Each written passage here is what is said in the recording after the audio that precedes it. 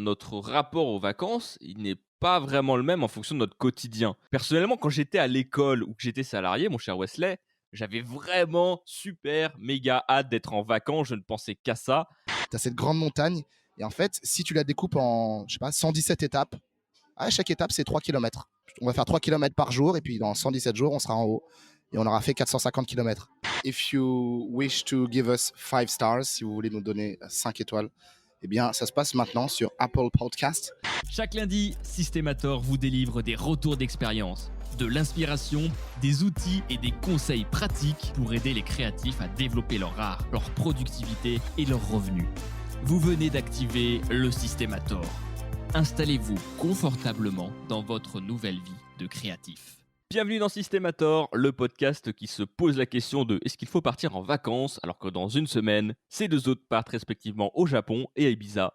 C'est Seb de 112ventes.fr et Wesley de wesleyjoachim.com. Salut! Salut Seb, salut à tous. Bon, est-ce que tu es en forme là? On va parler de vacances un peu là. Comment tu te sens par rapport à ça, quoi? Bah, écoute, je suis très bien. Je suis posé dans le lobby d'un hôtel en plein centre de Londres. Donc, si tu veux, niveau vacances, je suis plutôt dans la vibe. C'est ça, donc là t'es un peu en tongs avec la chemise comment dire, ouais, la chemise jaune La chemise hawaïenne, hawaïenne à fleurs. Ouais. les petites lunettes de soleil et la serviette sur le dos, quoi. Non, je suis habillé comme tous les jours. Bah ouais, parce que t'es à Londres en fait, donc en fait y a pas de plage. C'est ça. C'est pas le Portugal, quoi. Voilà. Mais dis-moi, est-ce qu'à Londres, est-ce qu'on met des évaluations positives sur les podcasts à Londres? Absolument. If you wish to give us 5 stars, si vous voulez nous donner 5 étoiles, eh bien, ça se passe maintenant sur Apple Podcast ou depuis la plateforme de votre choix préféré. C'est vraiment important pour la survie du podcast, the survival of the podcast. Voilà, je vous remercie par avance. Thank you. Formidable. On aurait presque dit un avion, quoi, en plus, tu vois. Avec la petite musique derrière. Et tu sais, des gens qui miment un peu en mode, tu sais, avec les mains, ils font à 5 étoiles, c'est podcast et tout, en mimant des mains. Bon, c'est de l'audio, Je donc vois l'idée, ouais. vous voyez l'idée, mais je suis en train de faire les gestes devant mon micro, mais je me dis, mais en fait, ça sert à rien, parce qu'on ne le voit pas. Mais les gens voient l'image, les gens imaginent, c'est le plus important. Exactement.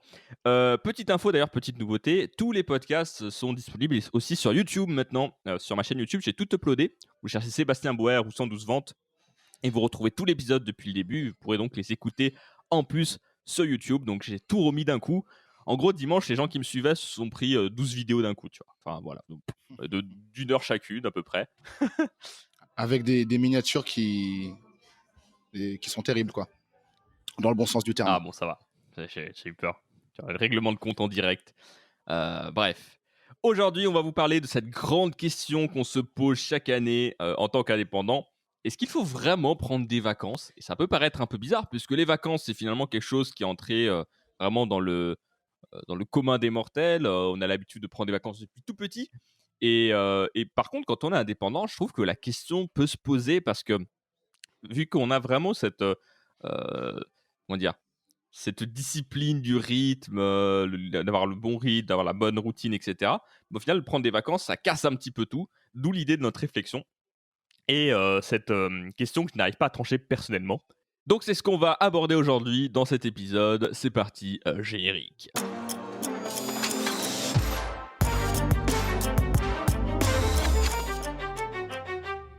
Alors, le premier point qu'on voulait aborder, c'était que, en fait, notre rapport aux vacances, il n'est pas vraiment le même en fonction de notre quotidien. Par exemple, ce que je voulais dire par là, c'est que, personnellement, quand j'étais à l'école ou que j'étais salarié, mon cher Wesley, j'avais vraiment super méga hâte d'être en vacances. Je ne pensais qu'à ça. Parce qu'en fait, je me disais, en fait, j'aurais du temps pour mes projets personnels. Et donc, au final, j'avais du temps pour bosser, entre guillemets, mais sur des choses qui me plaisaient, voilà, faire vraiment ce que j'ai envie et pas un peu pour me Heu, forcément, j'ai forcément des vacances où j'ai pas fait grand-chose, mais globalement, vraiment un moment off pour bosser sur mes projets, avancer sur les choses ce que j'avais envie de faire et c'est finalement ce qu'on fait souvent en vacances, c'est qu'on retrouve du temps pour soi.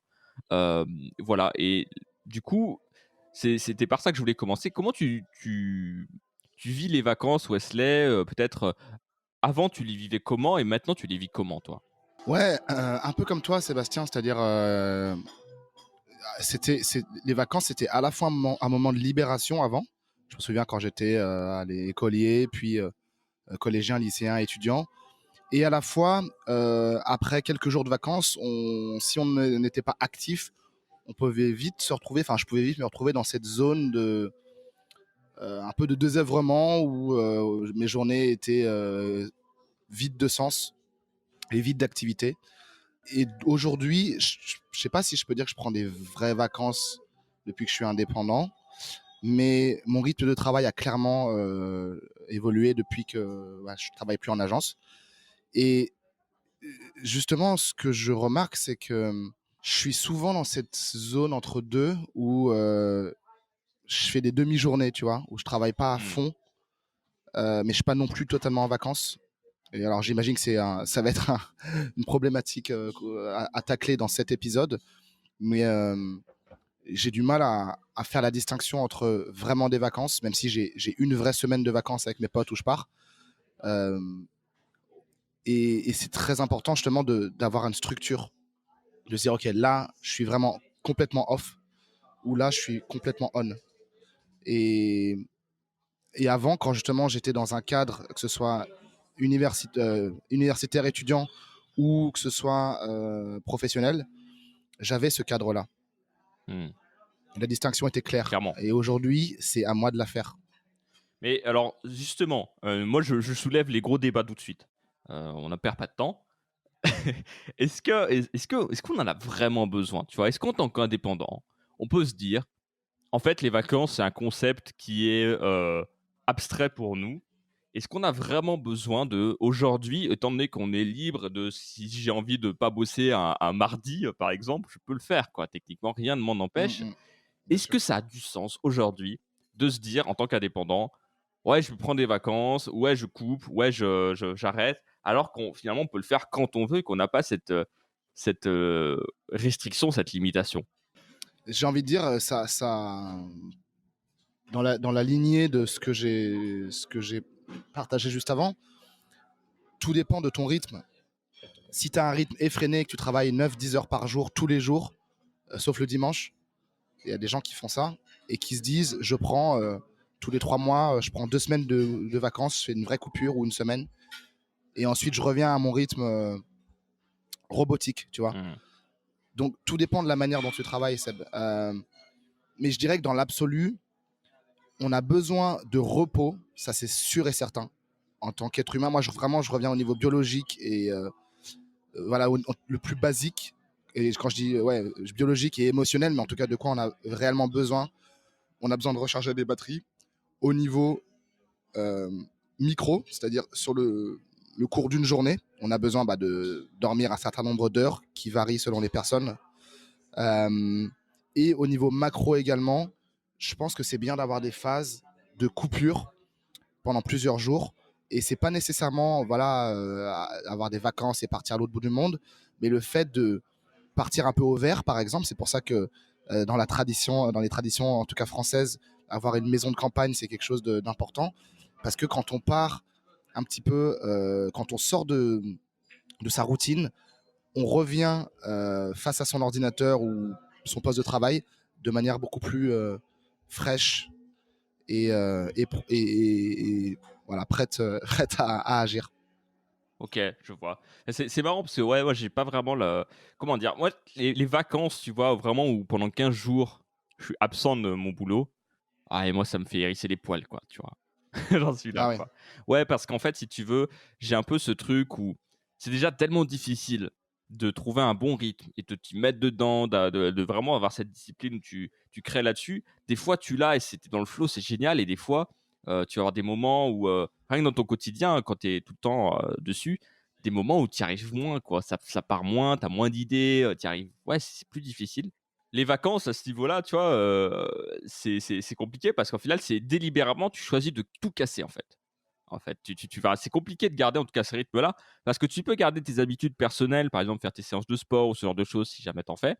Hem et tu peux en même temps, enfin, tu ne peux pas, par exemple, si tu décides de prendre des vacances, tu peux pas dire: «Bah, ouais, pendant les vacances, j'écris quand même des articles, je tourne quand même des vidéos et tout», parce que si c'est ton quotidien, voilà. Alors après, je pense que ça se différencie entre 2 choses, c'est-à-dire qu'il y a les gens qui sont indépendants, qui vont faire de la prestation Finalement, la prestation, si on regarde un peu, je trouve personnellement, c'est mon avis, hein, heu, ça se rapproche un peu du salariat dans le sens où, finalement, tu te bases sur les disponibilités générales de tout le monde. C'est-à-dire que tout le monde part en vacances à peu près en même temps. Alors quand tu es indépendant, évidemment, tu peux faire varier. Tu peux prendre une semaine, en mi-septembre, hors Mm. saison et cetera. Mais globalement, la plupart des gens, dans un écosystème vont prendre leurs vacances en même temps parce qu'il suffit que tu aies des enfants, bah, tu es calé sur les rythmes scolaires, ce genre de Ouais, choses. bah, en l'occurrence en août, typiquement, quoi. Voilà. Et au final, tu vois, tu as un peu ce truc où, hem, dans notre cas en tant que créateur un peu de contenu, bah, vu que déjà c'est quand même assez passionnant ce qu'on fait, là-dessus et que ça joue beaucoup sur l'envie du moment qu'on va avoir pour, enfin, tu sais, cette espèce d'impulsion, on va se dire: «Vas-y, là, j'ai envie de créer». Heu, Moi, souvent, quand je suis en vacances, tu vois, je suis très frustré, parce que je vais, vraiment m'éclater pendant 2 3 jours et après je suis en mode: «Ouah, j'ai envie de rentrer, quoi». J'ai envie de rentrer, j'ai envie de bosser, j'ai envie de créer des choses, j'ai envie d'expérimenter de nouvelles idées que j'ai eues. Voilà, c'est vraiment de ça dont j'ai envie personnellement et c'est pour ça que je me pose cette question. Alors peut-être qu'après je suis le seul à vivre les trucs un peu comme ça et toi, tout à l'heure, tu parlais de rythme robotique. Quelqu'un qui bosserait, par exemple, ouais, du lundi au samedi, 8 heures par jour, bah, justement, t'imagines, tu passes de ça à «rien» entre guillemets. C'est, je sais pas, c'est chaud, quoi, tu vois? C'est tendu, je trouve. Ouais, mais après, si c'est fait délibérément, moi j'ai envie de te poser une question, Seb, hein, no offense, mais est-ce que si tu avais trouvé parfaitement ton rythme, je sais qu'on personne ne trouve parfaitement son rythme, mais on est toujours sans cesse en phase d'ajustement et on essaie de tendre vers le rythme idéal pour soi. Mais si tu avais trouvé un vrai rythme qui te correspond, bah, peut-être que tu aurais besoin aussi de quelques jours de relâche de temps en temps. Tu vois ce que je veux Mmh. dire? Moi, je suis d'accord avec toi. Les vacances, ça fait un an que je suis indépendant. Voilà, j'ai pas j'ai fait des sprints, mais j'ai jamais eu de vrai rythme sur plusieurs semaines parce que bah voilà, j'ai beaucoup bougé d'endroits ces derniers temps. Donc c'est difficile de créer des habitudes, des routines. Et j'ai l'impression que les vacances que je m'apprête à prendre, on en parlera un peu plus tard, ça, c'est pas que je les mérite pas, mais je me dis ouais, c'est plus parce que mes potes partent et ils m'ont proposé de partir ensemble. Et encore une fois, je me calque sur le rythme des autres, de mon entourage. Et je sais plus ce que je développais. Je parlais, oui, du vrai rythme. Quand tu vois mes potes qui sont salariés et beaucoup d'entre eux font pas du 9 to 5 mais travaillent, sont cadres, donc on bosse plus. Ils bossent à fond, ils se donnent, ils mouillent le maillot pendant l'année, comme on dit. Mais voilà, ils savent qu'ils ont, je sais pas, 4 5 semaines ou plus de congés. Ils les prennent vraiment ces congés, ils vont vraiment les savourer. Ouais, carrément. Parce qu'ils étaient, d'autant plus parce ils étaient dans un cadre euh, qui était très clairement défini, très structuré. Donc c'est peut-être ça le truc, c'est que le rêve de l'indépendant, c'est peut-être justement de ne jamais avoir l'envie d'être en vacances parce qu'on aime tellement ce qu'on fait et on travaille tellement à son propre rythme en se disant bah finalement peut-être que je travaille 20 ou 30 ou 40 heures par semaine ou même plus, mais j'arrive à vivre de ce qui me plaît et c'est le plus important et point. Et si je ressens pas l'envie de prendre des vacances, je prends pas de vacances quoi. Mmh mh. Moi je suis plus d'avis à prendre quelques jours de coupure. Tu vois, quand tu dis, moi, au bout de 2 3 jours de vacances, je me lasse et je tourne en rond, bah, c'est peut-être ça la solution. C'est peut-être de se dire, pas prendre des vraies vacances de 2 semaines, mais juste faire une petite coupure, un week-end ou en semaine hein, d'ailleurs. Et voilà, juste quitter l'écran pendant 48 heures, ça fait pas de mal. Carrément, carrément. Alors c'est pour ça que je te rejoins aussi là-dessus, sur, bah, un peu cette idée de week-end ou week-end prolongé. C'est-à-dire que, je sais que personnellement, je fais beaucoup d'horaires en semaine. Le week-end, je travaille aussi. Mais le week-end, je sais pas, naturellement, j'ai un peu le rythme plus pépère, tu vois? Genre, je vais pas me lever aussi tôt que d'habitude. Ouais, je vais bosser, ouais, 2 3 heures dans la journée, quoi. Un peu cette phase-là et pareil, tu vois, si je me dis: «Si j'ai envie de voyager ou de prendre des pauses», j'ai envie de le faire, mais alors, voilà, il y a 2 choses au niveau des voyages, tu vois, par rapport à ça. Soit je le fais, en mode: «OK, je fais rien, mais je pars 3 jours». Soit ça serait: «Bon, je pars quelque part, mais j'emmène mon ordi et je suis pas en vacances non plus, quoi». Et le rythme de Ouais, je ça, vois. c'est un peu aussi de passer à côté de ce qu'on fait. Hem, j'ai un peu ressenti ça, bah, avec Wesley et moi, on vivait à Lisbonne ensemble, mois de septembre-octobre 2018. Et c'est vrai que c'est un peu ce que j'ai ressenti au final, c'est de me dire: «Ah ouais, je suis peut-être c'est un peu à côté aussi de Lisbonne», puisque j'ai beaucoup bossé durant ces heures-là, enfin ces moments-là, j'ai fait beaucoup d'heures et je ressentais même pas forcément l'envie d'explorer quoi que ce soit. Mmh. Bon après j'ai un côté peut-être un peu sédentaire aussi, ce qui est logique avec le digital nomadisme, c'est parfait, tu vois? Donc mais l'idée en gros c'était, ouais, j'ai un peu, envie d'y retourner juste pour du tourisme pendant 2 3 jours quoi et de me dire: «Ah ouais en fait j'avais pas vu ça, ça, ça, ça» quoi. Ouais, ouais, Donc ouais. c'est ça. Après voilà, je pense qu'effectivement c'est un vaste débat et chacun aura des réponses évidemment différentes, quoi. C'est vrai que moi j'ai un peu ce côté un peu, hem, pas extrême, mais ouais presque un peu au niveau des vacances, c'est vraiment un truc où j'ai tout le temps passé mes vacances à bosser sur des projets perso, des projets à moi et maintenant que c'est mon quotidien, bah, en fait, j'ai jamais vraiment l'impression de réellement travailler, dans le sens, travail, le labeur, tu vois? Heu Ouais, ouais, ouais. Et j'ai tout le temps l'impression d'avancer, d'ajouter des choses, d'ajouter des de mettre en place de nouveaux trucs, me dire: «Ah ça va être trop bien pour faire ça, ça, ça». Donc voilà, mais après c'est pour ça que j'avais envie de parler un petit peu de ce sujet parce que en fait, c'est un truc dont on ne parle jamais, quoi. Est-ce que les vacances, sont réellement nécessaires? Et même je suis en la préparation de ce alors je vais aller un peu loin, mais dans la préparation de ce podcast, je me suis posé la question: pourquoi est-ce que les autres gens, on va dire quand tu as justement ce cadre, quand tu es à l'école, moi je me rappelle justement quand j'étais à l'école ou que tu vas être salarié, pourquoi tu as autant besoin de vacances? Enfin, pourquoi c'est vraiment hyper nécessaire? Et je me suis posé la question un peu philo, mais est-ce qu'on a réellement assez de temps pour nous en fait dans la vie, quoi, tu vois? Parce que le rythme, il est quand même hardcore, c'est-à-dire que tu te réveilles à une heure précise, tu vas dans les transports, tu as plein de gens, enfin c'est très cliché, hein, mais tu fais ton boulot, tu rentres chez toi, il y a à nouveau les transports avec plein de gens. Tu arrives chez toi, il est 18-19 heures, tu es claqué et au final, tu dors et la même chose le lendemain, quoi. Et au final, tu as que 2 jours où tu peux couper de ça et où tu fais plus rien, tu vois? Et même des fois, tu as un peu ce truc où: «Ah ouais, j'ai 2 jours de libre, il faut vraiment que je les remplisse». Et Ouais, tu vois, ouais. c'est en fait, la question que je me pose, c'est que, OK, on dit souvent que les indépendants, ils ont un rythme effréné et c'est vrai souvent, parce qu'on a plein de choses à gérer en même temps et surtout les démarrages, les 2 3 4 premières années sont chaudes, mais heu, est-ce qu'au final, c'est pas, tu vois, l'indépendant peut prendre ses vacances quand il veut et faire ses pauses quand il veut. S'il arrive à gérer là-dessus, ça peut être top. Il peut prendre du temps pour lui, c'est aussi pour ça qu'il est indépendant. Après, faut pas avoir tendance à l'oublier, mais c'est quand même l'idée à la base aussi. Et est-ce que quand on est, dans un rapport enfin, quotidien, est-ce que c'est pas trop hardcore, en fait, tu vois? Est-ce que justement les vacances sont pas un symptôme de ce manque de temps pour soi? Tu vois ce que je veux dire? Ouais, je vois. C'est quoi ton avis là-dessus? De ce manque de temps pour soi, je dirais, et au-delà de ça, de ce manque de quand on n'a pas de mission dans la vie, tu sais, quand on a rien qui nous anime. Mmh. Et du coup, bah, la seule chose qu'on attend, c'est les vacances. Et quand on est en vacances, on pense au travail. Et quand on est au travail, on pense aux vacances. Et ainsi de suite. Ouais.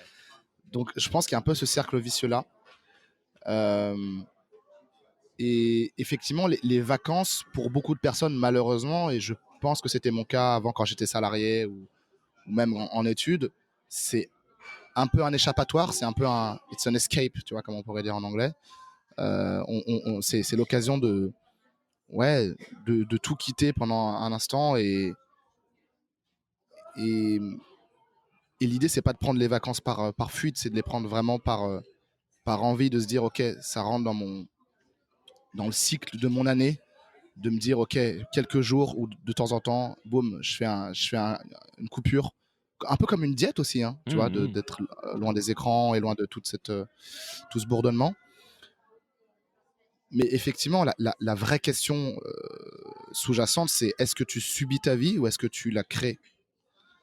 Ouais, Et finalement, si tu réponds à cette question, tu réponds à la question des vacances. clairement. J'aimerais me lancer un peu un appel sur ce podcast puisque, bah, Wesley est indépendant, moi aussi. Personnellement, j'ai toujours su entre guillemets que je voulais être indépendant, quoi. Depuis la troisième, j'étais en mode, «Ouais, un jour, je veux monter mon propre magasin ou faire ci et faire ça et faire ça».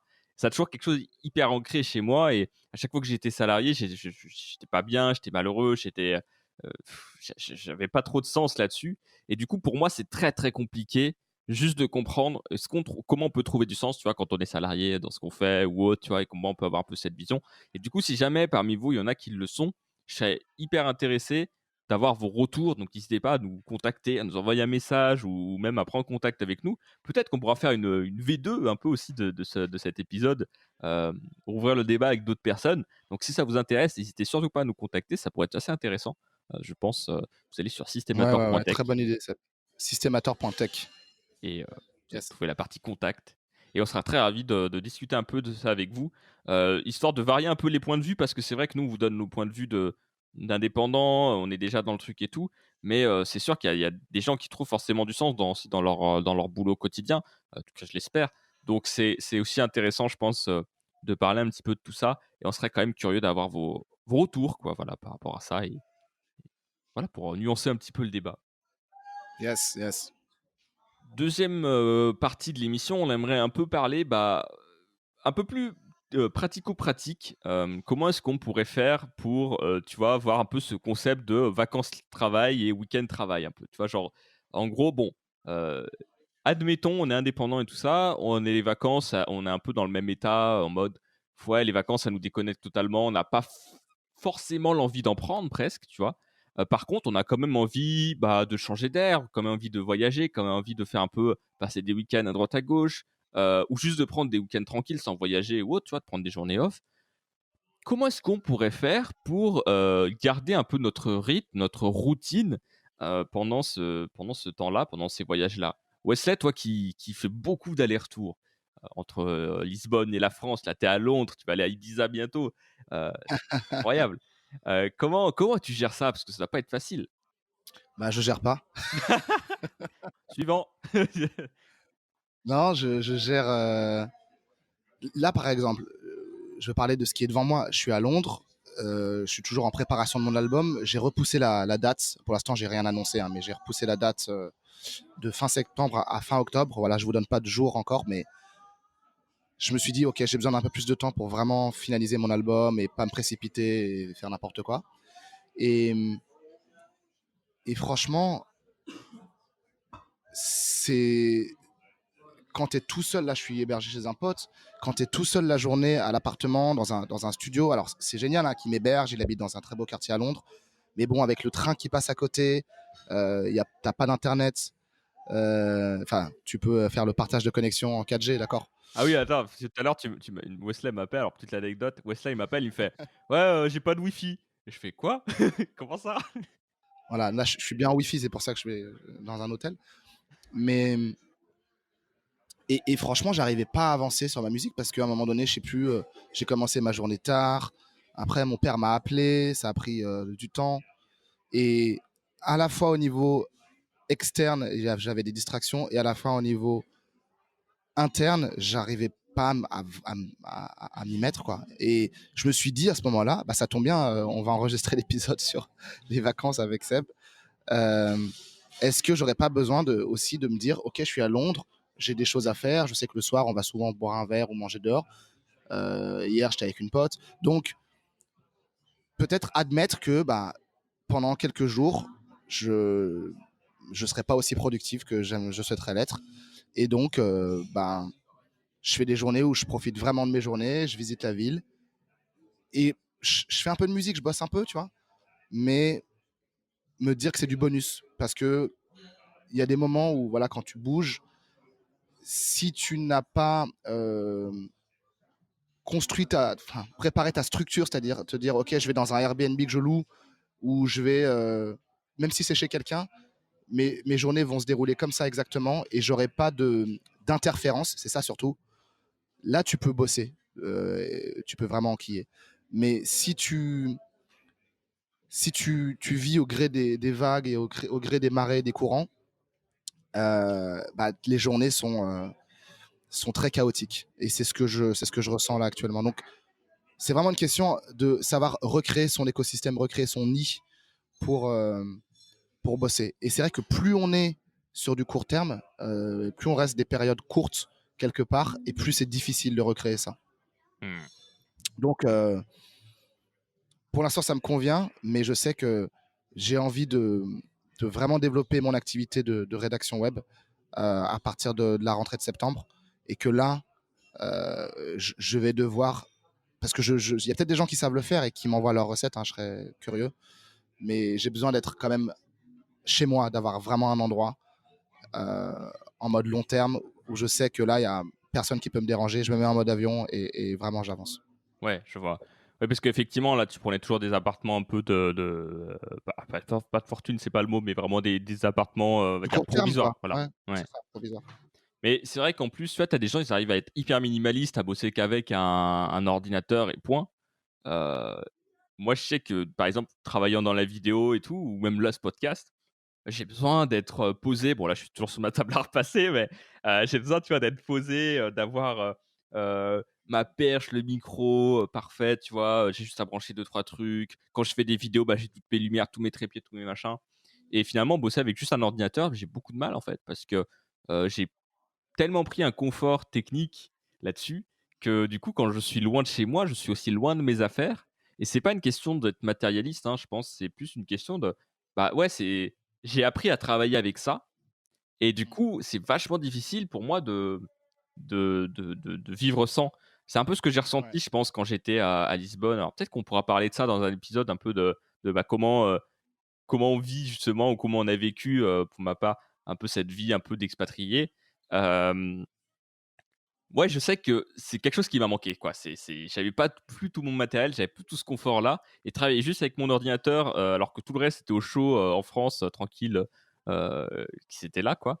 C'était un peu frustrant, quoi, d'une certaine façon. Après bon, on s'égare peut-être un peu, du sujet, mais c'est vrai qu'en termes de discipline, c'est quand même assez difficile de tout le temps bouger. Et j'envie pas mal les gens qui sont très minimalistes et qui sont en mode non, mais en fait, si j'ai juste mon ordinateur ou ma tablette, ça suffit, je peux travailler, je peux aller dans un café, et peu importe. Quoi. Mais Mm. peut-être c'est aussi lié aussi au boulot qu'on fait, c'est-à-dire que. Bah, si tu fais de la vidéo, déjà, tu as besoin de plus de matos. Moi, je sais que pour faire ma musique et rédiger, j'ai besoin de très peu de choses, même si là, j'ai un système, j'ai une installation un peu plus développée avec un stand pour mon ordinateur, une vraie souris ergonomique. D'ailleurs, les gens pensent souvent que c'est un. Enfin, me demandent ce que c'est. Moi, je dis c'est pas un god. Voilà, Ok. C'était la petite anecdote du quoi. c'est une Voilà, souris. voilà. Parfait. Euh, et le micro là pour enregistrer, mais ouais, Mhm. minimaliste. Mais en plus, la musique, ça te demande vraiment d'être dans une bulle. Enfin, ça te demande, j'imagine, j'essaie de me mettre à ta place, une énorme concentration, quoi. Parce que tu dois être concentré sur le son qui passe là-dessus. Et là, par exemple, dans un environnement dans lequel tu es, par exemple, où on entend un peu de bruit de fond, euh, au final, c'est assez compliqué de travailler dans un environnement pareil. Ouais, ouais, je confirme. Autre chose aussi qu'on n'a pas abordé, c'est, bah, ouais, mais en fait, quand tu pas tout seul dans la boucle, tu vois, déjà, comme j'expliquais à Lisbonne, bah, tu as un peu ce risque pour toi de passer à côté lorsque tu es dans une ville et que finalement tu passes ton temps à travailler. Donc d'où l'intérêt aussi de se cadrer et pourquoi pas ce système de demi-journée qui peut être assez sympa. Mais tu as également aussi autre chose, c'est le risque pour ton entourage. L'idée voilà, de ne pas être assez présent pour eux, parce que c'est vrai que moi, c'est un peu ce que je ressens aussi, ce que j'ai, c'est que vu que je fais beaucoup d'horaires, je suis très concentré aussi sur le boulot. Des fois, je me dis: «Ah ouais, peut-être que je suis pas assez présent pour, les gens qui m'entourent, ma famille, mes amis et cetera» et du coup, c'est ouais, c'est une vraie question quoi, d'essayer de doser ça. Comment toi tu te sens par rapport aux autres, lorsque tu es à vraiment concentré dans le travail? Tu sais, des fois, tu as ces phases où, limite tu parles à personne et pendant une semaine, tu vas faire que bosser, tu vas être concentré sur ton boulot, parce que tu vas terminer quelque chose. Est-ce que tu as comment tu vis ça un peu? Est-ce que tu as souvent cette impression de pas être assez présent pour les autres ou est-ce que tu te dis: «Bon, bah, finalement, c'est comme ça, c'est normal, c'est des phases, c'est des cycles»? Ouais, je sais pas si j'ai l'impression de pas être assez présent pour les autres, mais ce qui est clair, c'est qu'il y a ce dilemme en moi de ouais, où est-ce que je place le curseur entre faire mon truc à moi, tout seul dans mon coin, parce que c'est nécessaire, et accorder du temps à mes proches également. Et j'ai l'impression que pendant longtemps, j'ai eu du mal à poser mes limites et à dire stop et à dire non, j'ai besoin d'être seul. Et je pense que ma problématique, c'était plus d'être trop présent pour les autres et donc pas assez pour moi-même. Mmh. Tu vois ce que je veux dire? Ouais, je vois. Donc après, c'est aux gens de comprendre, hein. Quand les gens sont au boulot, ils font leur 9 to 5, font leur semaine de 35 heures, ils font leur semaine de 35 heures et si tu leur envoies un texto, ils vont peut-être répondre, mais ils vont peut-être ne pas répondre aussi s'il y a leur boss derrière eux. Donc, Ouais. pourquoi ils lanceraient autrement pour un indépendant, quoi. Ouais, ouais. Et moi, j'ai un peu ce truc, tu vois, genre, vu que je travaille en journée et que je suis indépendant, je suis un peu en mode, ouais, les gens, s'ils veulent me parler, ils m'appellent en journée, quoi, tu vois? Et le soir, j'ai vraiment envie d'être tranquille. Et du coup, c'est un vrai problème parce qu'effectivement, maintenant que tu dis ça, c'est vrai que, oui, en fait, les gens, en fait, ils bossent en journée, quoi. Donc, c'est un Mm. peu compliqué.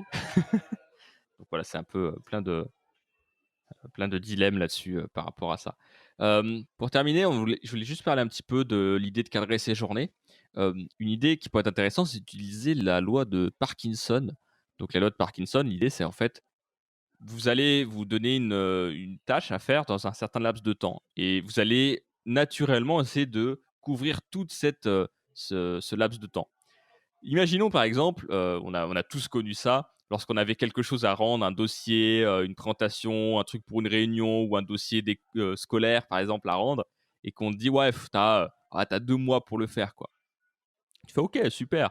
Donc tu vas te dire: «Bon, c'est bon, j'ai eu le temps, je vais pouvoir prendre de l'avance et tout», et la plupart des gens vont en fait s'y mettre genre la dernière semaine, voire les 3 derniers jours, en mode: «Oh mon Dieu, je suis en retard, en fait». Parce qu'il y a cette fameuse loi de Parkinson où on se dit, bah, en fait, on va prioriser les choses par rapport euh, au temps qui nous reste par rapport à ça. Et donc, on pourrait très bien se dire, OK, utilisons cette loi pour se dire, OK, je me fixe un objectif par jour. On peut, tu vois, on avait parlé de radicalité productive. C'est peut-être un concept qui peut être hyper intéressant pour des week-ends ou des vacances. C'est-à-dire de te dire, je fais qu'une seule chose par jour. Et une fois que je l'ai fait, c'est bon. Et ça devrait me prendre une demi-journée de le faire. Et derrière, comme ça, tu as après du temps pour pouvoir Heu, bouger, explorer, faire d'autres choses. Qu'est-ce que tu en penses, toi? Je suis absolument d'accord avec ça, Seb. Et d'ailleurs, là, dans la conception de mon album, je préfère rester conservatif sur mes dates, c'est-à-dire de terminer euh, vraiment la création, slash mix, slash mastering de la musique, c'est-à-dire donc vraiment que toute la musique soit prête. Après, il y a aussi la pochette, tu vois, le graphique, l'artwork, comme on dit. Il y a toute la communication à faire. Mais le fait de me cadrer pour terminer un morceau, ça m'aide énormément. Dernièrement, j'ai utilisé le concept de cycle de travail. Je crois qu'on en avait parlé dans un des premiers épisodes. Euh, pour, pour finaliser un morceau. Donc, ça ne s'applique pas lorsque tu es au début du processus créatif. Ça aussi, j'en avais parlé. C'est-à-dire qu'au début, tu as la toile blanche et tu mets les couleurs un peu comme ça sort. Et puis, ensuite, tu donnes une direction au tout. Mais lorsque tu as une direction, le fait de, de, se, de te cadrer, en tout cas, moi, ça m'a vraiment aidé.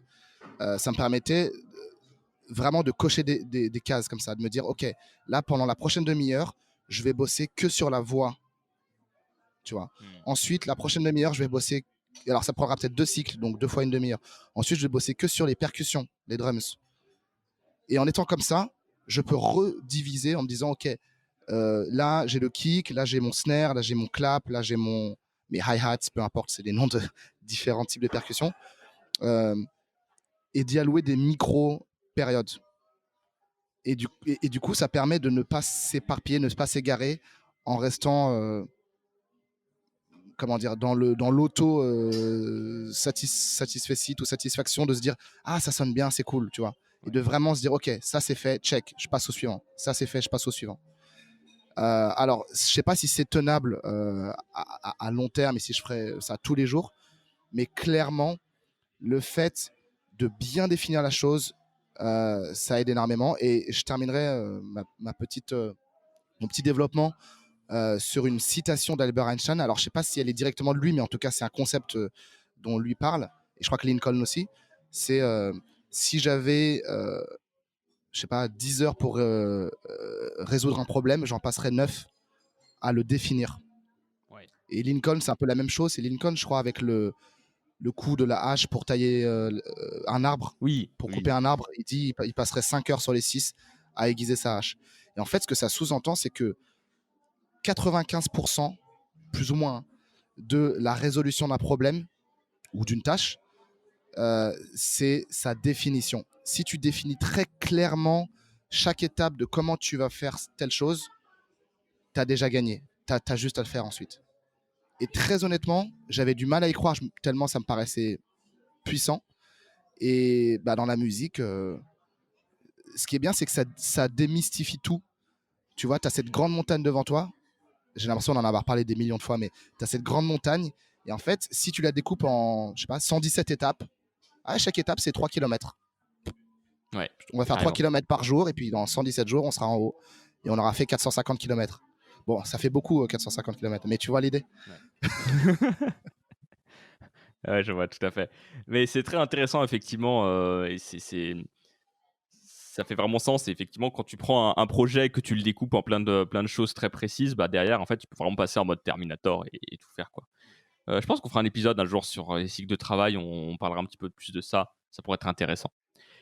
Et bien sur ce, je pense qu'on a fini, cette partie-là. Wesley, qu'est-ce qu'on peut faire maintenant? Eh ben, on peut lancer un appel à l'action, un deuxième et dernier, en vous invitant, en t'invitant, je ne sais pas si je vous vois au tutoie, à laisser 5 étoiles sur Apple Podcast. C'est très important pour non seulement la survie, mais le développement et l'épanouissement de Systemator. Je parle de Systemator comme si c'était une personne, et oui, c'est notre bébé. Alors, je ne sais pas quelle tête il aurait si c'était un Pokémon. Mais en tout cas, voilà, il a besoin de vos étoiles pour continuer. Merci à vous. Je n'aurais pas dit mieux. Eh bien, on va passer au truc de la semaine, mais avant,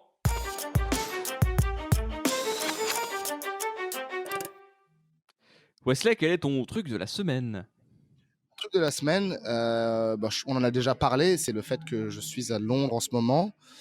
Et cette ville est juste impressionnante. Franchement, là, tu sens que tu es dans une ville-monde. Il y a tellement de choses à voir. Il y a tellement de nouveaux bâtiments qui se construisent, des espaces où il fait bon vivre. Et je pourrais presque envisager d'habiter ici à Londres. Alors c'est vrai que le coût de la vie est très très élevé. La météo, bon, C'est pendant pas 6 mois de Lisbonne, l'année, quoi. faut oublier, quoi. Mais mis à part ça, c'est une ville splendide. Et justement, on parlait des vacances. Ça fait du bien de breaker un petit peu et justement de profiter d'un nouvel environnement lorsqu'on est quelque part ailleurs. Et, euh, et voilà, de se dire, il y en aura d'autres, quoi. Il y en aura d'autres, j'aurai l'occasion de me remettre dans ma bulle et d'avancer. Donc c'est un petit peu ma sensation, c'est me dire, ok, je fais ce que je peux, mais là, pendant un mois, voilà, je suis allé de ville en ville et ça se termine par l'Angleterre. Super. Donc on en profite. Qu'est-ce qu'il faut aller voir à Londres si jamais on y est là? Moi, j'aime beaucoup le quartier de Shoreditch, dans lequel je suis actuellement. Mais évidemment, naturellement, on pourrait parler de Big Ben, il y a Buckingham Palace, il y a voilà, Westminster, Les grands classiques. tous les grands classiques. Mais vraiment, il y a des quartiers qui valent le coup euh, d'être découverts. Voilà. Et toi, Sébastien? Alors moi, je vais parler de Revolut. Revolut, est-ce que tu connais Revolut? Est-ce que ça te parle? Ouais, ça me parle. C'est une banque en ligne? Exactement. Ah, je ne peux rien te cacher. Alors c'est une banque en ligne effectivement, Revolut, et en fait, le principe, c'est que donc ils vont t'envoyer une carte bleue. Heu, Ça coûte, c'est un petit peu cher pour une banque, hein, c'est quelque chose comme 8 € par mois, mais tu as pas mal de services intéressants, notamment quand vous voyagez. Vous avez très, très ou pas de taux de change, je crois, ou très peu de taux de change, enfin vraiment c'est très minuscule. Je crois que Et c'est zéro, hein. ouais, il me semble qu'il y en a pas au partir de jusqu'à un certain montant en tout cas. Donc c'est plutôt pratique quand vous voyagez, assez régulièrement, que vous allez dans des endroits qui sont hors de la zone euro. Donc plutôt sympa. Et il y a vraiment une super application, je suis assez surpris. Je l'ai pris pour une seule raison à la base, c'est qu'en fait, vous avez vos écritures de compte instantanément. C'est-à-dire que là, si je vais prendre un café, je vais payer 2 € ou 17 si je suis au Starbucks. Hem Et 25, c'était à Londres. Exactement. Donc tu poses ta carte et hop, alors tu es censé recevoir une notif. Moi, ça ne marche pas parce que j'ai un téléphone pourri. Mais par contre, si je vais sur l'application, je vois immédiatement, que ça a été débité. Et j'ai énormément de mal à tenir mes comptes. C'est vraiment une horreur pour moi. Je dépense sans me rendre compte de ce que je dépense, c'est assez terrible. Et là, du coup, c'est une carte un peu, bah, un peu comme les enfants quoi, où tu recharges un peu ta carte au fur et à mesure. Et en gros, tu vas avoir un bouton pour faire un virement et en fait, c'est comme si tu allais payer ta carte, tu vois? Donc tu as ton ancienne carte où tu vas envoyer, par exemple, 50 € et instantanément, tu as rechargé ta carte. Mais quand je dis instantanément, c'est incroyable, quoi. Tu vois, hier, quelqu'un, me demande de payer et j'étais sur mon application en même temps. J'appuie sur le bouton OK pour faire la transaction. Je passe ma carte à la seconde qui suit, c'était bon, quoi, tu vois? Enfin, c'était vraiment, vraiment génial et le fait qu'il y ait ces écritures de compte directement, bah, tu peux vraiment t'allouer plus facilement un budget, te dire, bah, par exemple, chaque semaine, j'ai 50 € pour faire mes courses, la bouffe, etc. Ou en tout cas, 50 € pour tous les extras. Bref, c'est un budget que je ne vais pas dépasser, je vais éviter de dépasser. Et si je dépasse, bah, tant pis. Et bah, force est de constater que je dépense vraiment beaucoup moins, quoi. C'est hallucinant. Je me rends compte vraiment que euh, ouais, je dépense moins parce qu'en fait, j'ai un seuil, je n'ai pas de découvert. Et donc, je me suis bloqué par rapport à ça et je ne peux pas dépenser plus. Donc c'est vraiment pas mal, c'est une super banque, je trouve. Il y a plein d'autres services super intéressants. Notamment, on peut acheter des crypto-monnaies directement sur l'application et donc c'est plutôt pas mal parce que les crypto-monnaies, c'est assez compliqué à, on va dire, à utiliser au début quand on n'y connaît rien. Il y a plein d'autres services super sympas. Tu peux créer des cartes bleues à la volée, des cartes virtuelles. C'est-à-dire que si tu es sur un site un peu bizarre, que tu as un peu peur de rentrer ta carte, eh ben, tu peux détruire ta carte juste après avoir fait le paiement. Donc vraiment plein de choses super intéressantes. C'est les cartes, la carte aussi a un design. Moi, le design serait important pour moi. Elle a vraiment un design fou, quoi. C'est une espèce de carte en. Tu as la version métal qui est à 12 ou 14 € par mois. Là, tu as une carte bleue en métal qui est vraiment, vraiment premium, quoi. Et puis tu as Ah l'autre ouais, ouais, c'est ça, c'est pas une vieille carte en je suis sur plastique, leur quoi. site web là, je regarde. C'est Ah vraiment ouais, stylé. franchement, la carte bancaire, on dirait un iPhone, c'est le truc.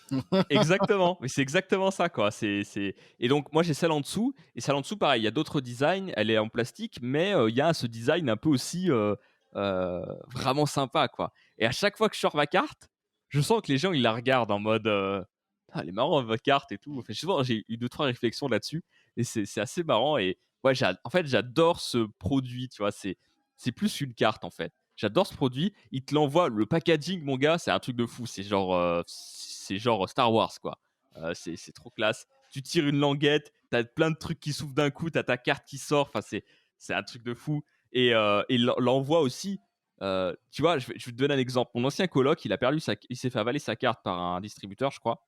Et, euh, et du coup, il demande à sa banque traditionnelle, il l'appelle. Alors déjà, c'était fermé, évidemment, à chaque fois qu'il appelait.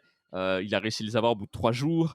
Et il demande d'envoyer sa carte. Et la femme lui fait, ouais, ouais, on vous l'envoie, vous la recevrez sous 14 jours. Il était là, quoi? Mais 14 jours, mais je vais faire comment pour vivre, tu vois? Si tu veux partir et dessous, tu peux rien faire sans carte, en fait. Et donc, moi, je prends mon abonnement Revolut. Lui, ça faisait déjà 7 jours qu'il attendait sa carte. Mon gars, j'ai reçu ma carte le lendemain, quoi. Un truc de fou. Les mecs, ils m'envoyaient vraiment et c'est arrivé hyper vite et c'était fonctionnel et je pouvais l'utiliser d'un coup. Donc ça veut dire que quelqu'un qui perd sa carte, si jamais il se dit: «Bon OK, enfin j option éventuellement, c'est de souscrire à ce genre de compte» et bim derrière, bah tu récupères, des ouais, tu récupères une nouvelle carte très, très vite, quoi. Ouais, ouais. Donc c'est quand même assez impressionnant parce que tu te dis: «Waouh, il y a vraiment un monde entre les banques traditionnelles et les néobanques». Alors après, il faut pas se passer des banques traditionnelles puisque, c'est vraiment complémentaire selon moi. Tu peux pas remplacer vraiment ton compte courant par Revolut puisque, tu as plein de choses que tu peux pas faire et en plus de ça, les néobanques, c'est juste un compte entre guillemets «courant». Tu as pas de compte d'épargne, tu peux pas faire de prêts, toutes ces choses-là, tu peux pas y accéder donc c'est vraiment complémentaire. Je pense pas que l'un va tuer l'autre. Mais par contre, c'est vrai que, ouais, franchement, les banques traditionnelles devraient se poser des questions, quoi, un peu sur leur service, parce qu'au final, comment t'expliques qu'une néobanque sortie de nulle part et une application aussi bien foutue, avec tous les trucs qui se passent instantanément, les écritures qui se passent instantanément, ça veut quand même dire, tu vois, que c'est possible à faire, quoi. Là, quand tu achètes un truc et que tu as l'écriture 5 jours après et que tu te dis: «Ah, c'est bon, en fait, j'ai des sous» et qu'après, tu as tout qui arrive, tu as perdu 200 balles, tu sais pas d'où ça sort.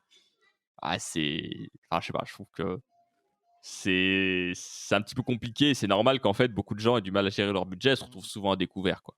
Ouais, je suis bien d'accord, ouais. Est-ce que toi, tu as déjà eu, ce genre d'expérience avec des néobanques ou des banques traditionnelles? Alors, est-ce que tu as eu des anecdotes de banques croustillantes à nous Non, je me suis raconter? déjà fait Vas-y. avaler ma carte. Mais effectivement, j'ai créé un compte. Moi, j'ai plusieurs comptes, mais effectivement, j'ai Boursorama en ligne et N26. Mais pour revenir sur Revolut, j'en parlais hier, enfin même ce matin, c'est marrant, avec la copine de mon ami qui m'héberge. Et elle me disait justement que dans le métro londonien, tu peux utiliser ta carte Revolut directement pour prendre le métro. À la place de la carte de métro, tu poses ta carte, ça te débite et tu rentres dans le métro. C'est ouf quand Non, même. Ah ouais. sérieux? Et parce Et que c'est Revolut, Grande-Bretagne, la c'est banque. britannique, exactement. Donc, Mmh. je suis peut-être pas très loin de leur QG d'ailleurs. Mais, mais ouais, je vais me poser la question peut-être d'ouvrir un compte chez eux. Tu payes combien, toi, Seb? Alors, je paye 8 €, quelque chose comme ça. Donc, c'est quand même un montant, mais le service est vraiment top, quoi. Heu, il me racontait, j'avais un ami qui est là-bas depuis 3 ans et il me racontait un peu, l'histoire, les débuts de Revolut. Alors, je pense que c'est intéressant de faire une petite parenthèse parce que ça pourra faire relativiser pas mal de personnes entre vous. Mais vous savez que la culture startup, c'est très, ouais, si tu lances ton truc, c'est pas grave, c'est pas parfait et quand on dit: «C'est pas grave, c'est pas parfait», c'est souvent même bien de la merde, tu vois? Ouais. Je pense qu'on peut le dire et donc ce qu'ils faisaient en fait Revolut, c'est qu'ils avaient un seul compte commun pour tous les utilisateurs. C'est-à-dire que quand tu envoyais des sous sur le compte Revolut, donc le compte de la boîte et eux après ils dispatchaient l'argent, que tu avais par rapport à ça et en gros quand tu faisais tes virements, il fallait que tu dises: «Bah voilà, c'est pour tel nom prénom». Enfin, c'est absurde, tu Parce qu'en fait, ils étaient pas en mesure d'ouvrir des comptes pour chaque utilisateur, des comptes en moins pour chaque utilisateur. Donc tu avais un compte commun, tout l'argent arrivait dessus et par exemple, il m'expliquait qu'il y a quelqu'un qui une fois, enfin, avait oublié de mettre son nom prénom et donc l'argent était parti dans le compte, mais il a dû aller sur le support et dire: «Bah ouais, j'ai oublié mon nom prénom, faut que je récupère les sous. J'ai mis, tant d'argent dessus» et ils ont pu retrouver assez facilement, tu vois? Par rapport aux heures et cetera, mais enfin, c'est absurde, quoi et au final, c'est un service, vraiment, vraiment top au bout de 3-4 ans. C'est quand même assez intéressant mais voilà, c'est la petite anecdote que je trouve assez marrante avec, Revolut. La banque communiste, C'est un peu je ça. pense pas, c'est l'inverse, Ça je pense. ouais, c'est clair. Mais c'était assez marrant quand même comme anecdote, ça permet de se dire: «Bah, voilà, en fait, oui, effectivement, faut lancer les choses, tester, voir si ça marche et après t'améliores». C'est toujours intéressant de faire ça. Même si là, c'est quand même un cas un peu extrême, mais au moins aujourd'hui, c'est le service que c'est, donc c'est quand même cool. Ils ont quand même bien réussi leur pari, quoi. Ouais, ouais. Et bien sur ce, merci à tous d'avoir suivi cet épisode. Nous vous retrouve la semaine prochaine. Systémator ne prend pas de pause, hein. On est comme ça, on est des barbares du podcast un petit peu. On va se renommer comme ça d'ailleurs, je pense. N'oubliez pas les petites étoiles sur, Apple Podcast et à partager le podcast également sur YouTube. Vous cherchez 112 ventes, Systémator ou Sébastien Boer sur YouTube, vous devriez trouver la chaîne. Ça sort toujours tous les lundis. Donc on vous dit à lundi prochain, pour le prochain épisode. Salut, salut! Ciao.